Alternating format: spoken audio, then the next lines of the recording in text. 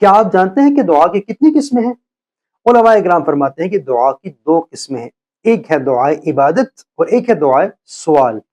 دعائے عبادت یہ ہے کہ اللہ رب العالمین کی تمام عبادات وہ اللہ تعالیٰ سے دعا ہے، وہ ہر عبادت کرنے والا دعا مانگنے والا ہے۔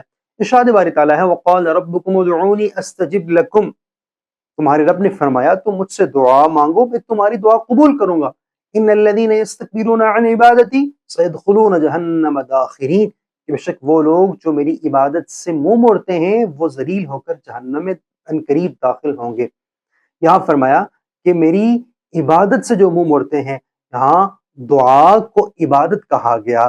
تو یہ علماء فرماتے ہیں کہ پہلی قسم کیا ہے؟ دعائے عبادت، کہ اللہ کی عبادت وہ دعا ہے۔ اب اس دعا کا نتیجہ کیا ہوتا ہے؟ اس دعا کا نتیجہ یہ ہوتا ہے کہ اللہ تعالیٰ اپنے بندے کے اعمال قبول کرتا ہے، ان اعمال پر اجر عطا فرماتا ہے، اور اللہ پھر اپنا قرب عطا فرماتا ہے۔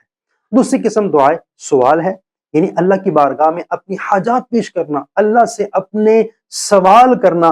پھر جو بندہ رب سے طلب کرتا ہے، مالک کائنات اپنے بندے کی دعا قبول کر کے اس کی تمام حاجات پوری فرما دیتا ہے۔ گویا ہر عبادت دعا ہے اور ہر دعا عبادت ہے۔